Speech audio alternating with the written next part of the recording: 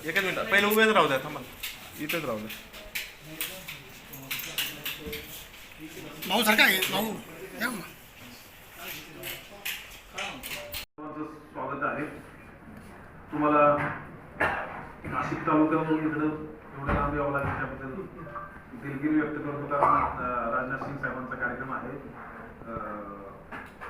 परवा, त्याच्या संदर्भात एअरपोर्टला रिहर्सल असल्यामुळे तिकडे येणं थोडं अडचणीचं झालं होतं. परंतु हा मुद्दा एक अत्यंत महत्त्वाचा मुद्दा तुमच्यापर्यंत तुमच्या निदर्शनास आणणं आवश्यक आहे. कारण असे काही ड्रेडेड क्रिमिनल्स आहेत की जे मिळाल्यानंतर खऱ्या अर्थाने काही महत्त्वाचे विषय समोर येतात. हा गुन्हेगार तुम्हाला कदाचित माहिती असेल की मार्च 2025 मध्ये मनमाडमध्ये एक घटना घडली होती. त्यामध्ये गोतस्करी करताना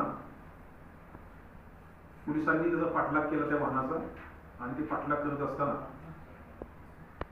त्यांनी डिवायडरवर वाहन टाकलं, वाहन पलटी झाली, लोकांना 2 वेळा तसं झालं, 2 वेळा तशी परिस्थिती झाली आणि तरी तो निघून गेला. या बाबतीमध्ये अटेम्प्ट टू मर्डर आणि इतर सर्व महत्त्वाचे सेक्शन्स त्यावेळेस लावले गेले. परंतु तो मार्च